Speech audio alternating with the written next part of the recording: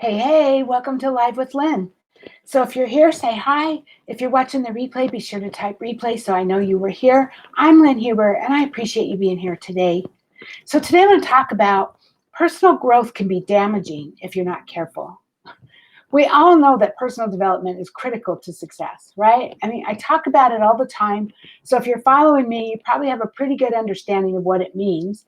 But personal growth is also called self-improvement or self-growth, right? It's using various techniques for improving yourself.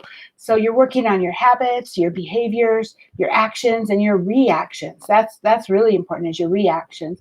And so here's a few examples just to clarify what I'm talking about personal growth, right?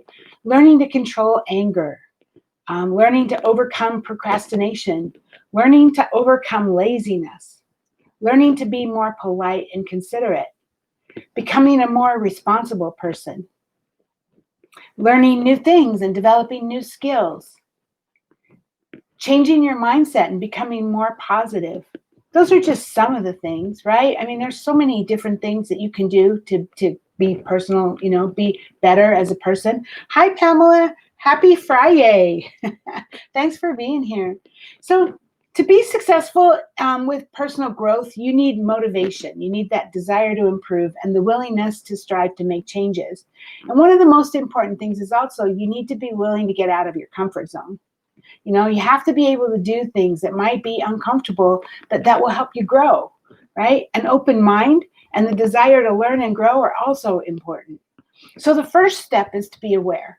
To be successful in becoming a better, stronger person, you need to become aware of the process, know what it is, and take the right steps to grow and improve yourself. And you need to be aware of where you need to grow, right? Sometimes something will happen in your life that acts as a trigger and it awakens your desire to grow. Or maybe other times people are inspired to be better after reading an inspiring book or watching a movie or reading about the people who have achieved, amazing things. Or maybe you're someone who started their own business and maybe you understand that your income follows your personal growth. And so you're determined to work to become better, become the best you can be. Hi, Anitra. Good to see you. So the right self-help book or video or audio can be a powerful tool to guide people towards that growth, right? Many people can attest to experiencing transformation because they put the information to use right away.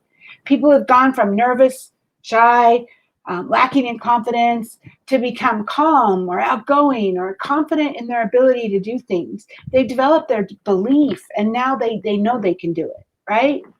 That's where personal growth can totally benefit you. That's where it's amazing for you. But sometimes personal growth can be damaging.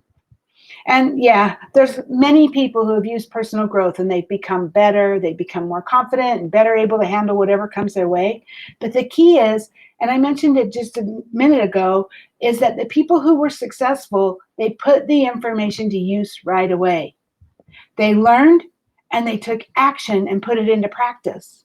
And then they learned some more and they took action and put that into practice. And so the most common way personal growth can be damaging is when a person uses that self-help book or that video or that audio as a delay tactic. I see this happen.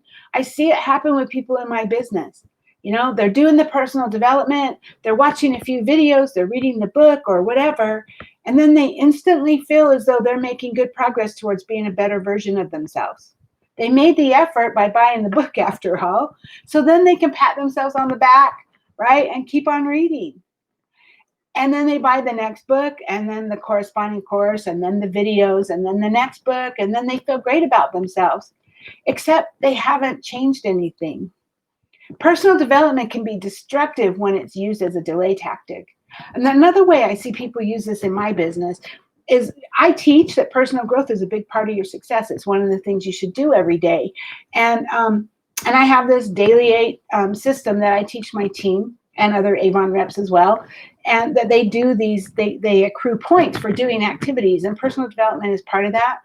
And it's amazing to me how many people do the self-development, but they don't take the other action steps, such as prospecting for new customers, prospecting for new recruits, getting a brochure into every customer's hand, doing all the things that it takes to be successful in their Avon business. And they think, well, I'm doing the personal development, so I'm going to be successful. Well, personal development's going to help for sure. And so there's two ways you have to take action. One is you have to take action on what you learned in your personal development and put that into effect. But the other thing is, if you're using your personal development to be better at or more successful, you also have to take action at whatever it's going to take to be successful, right? So another thing, another time when self-help can be negative is when you aren't getting the right information or it's coming from an unqualified person. So the good thing about the internet is that anyone and everyone can contribute, right? The bad thing about the internet is that anyone and everyone can contribute. So there's a lot of incentive for people to appear as though they're experts to get visitors on their sites, and then they can earn cash from the number of visitors. And so the problem is many people follow advice that's maybe based on zero evidence or it's offered by someone who has no authority or credibility to offer it. So for instance, it's common knowledge that visualizing your goal can help you achieve it, right? But what isn't common knowledge is that this only works if it's done correctly. You know, you can't just visualize it. You have to also take action. There's that dirty word again, right? Action. But it's true, right? So that means that there's a wrong way to visualize, because if you're just visualizing, you're dreaming. That's all you're doing is dreaming. Without action, it's not going to get you anywhere, right? So the lesson here is simple. Question what you read, and then as you try it in your life, decide if it's really working for you. So if it doesn't make sense or if it isn't working for you, then seek out someone who has credibility by asking for recommendations from trusted colleagues, right? Or read some of the, the people that are well known, right? Like Jack Canfield and Jim Rohn and Tony Robbins, and you get what I'm saying. Go get your advice from people who really know what they're talking about. And then take action to achieve success. So when you've learned a little bit about your personal growth and you've learned what it is that you need to become better, now it's time to act, right? So personal growth is about taking the time and making the commitment to invest in your greatest resource, you. So when you put the effort into developing yourself, the rewards are amazing. Many people can be put off by personal development because the results are not always measurable, but the greatest achievers in life know that the key to success is the ability to manage yourself in a variety of situations, and that comes from personal growth. And it's all about how you manage yourself, right? How you react, what you think. All of that comes from personal growth, right? It comes from evaluating where you are now, learning how you can become better, and then taking action to put what you learned into practice. You've got this. I know you do. You've got this. I know you. So get out there and do it. So, hey, now I'd love to hear from you. Is personal growth something that you consciously work on?